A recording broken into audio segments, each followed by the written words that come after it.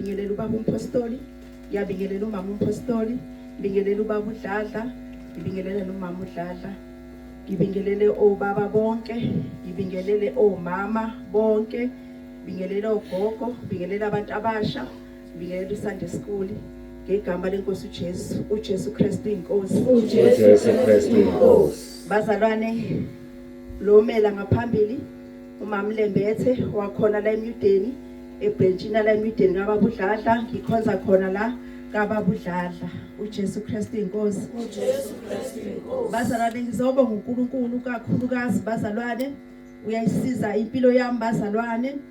Bazalwane, ngiqale ngangakholwa ngangamazi uJesu bazalwane, ukukhula kwami bengingazani noJesu bazalwane. Ngingumuntu bazalwane, uma ngabe ungumuntu owenza yonke into eyenziwa umuntu wasemhlabeni bazalwane, konke nje uyakwenza.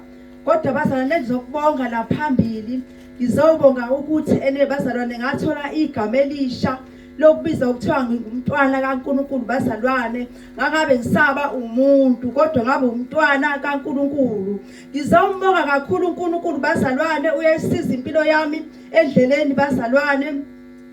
Zikhona izinto bazalwane zibekiwe bazalwane, ngithengise umuntu omusha bazalwane, bezibekiwe izinto zizinhle zonke.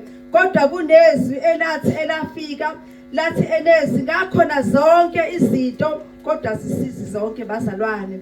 Lathi izwi kunendlela ebonakala ilungile kumuntu kodwa bazalwane isiphetho sayo singukufa. Bazalwane, ngayishintsha impilo yami bazalwane, ngathatha impilo yokukholwa nguJesu bazalwane. Ngiyakholwa uJesu bazalwane, ngiyahamba futhi endleleni kuhambeka kahle bazalwane.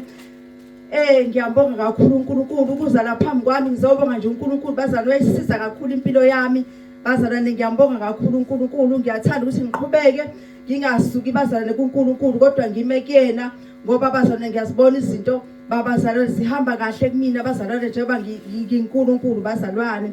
Okwasemhlabeni ngokuthi ngakushiya bazalwane ngoba zange ze kungisize bazalwane, kodwa njengoba sengila kaJesu ngiyasizakala bazalwane. Ngiyambonga kakhulu uNkulunkulu uJesu Kristu inkosi. Amen.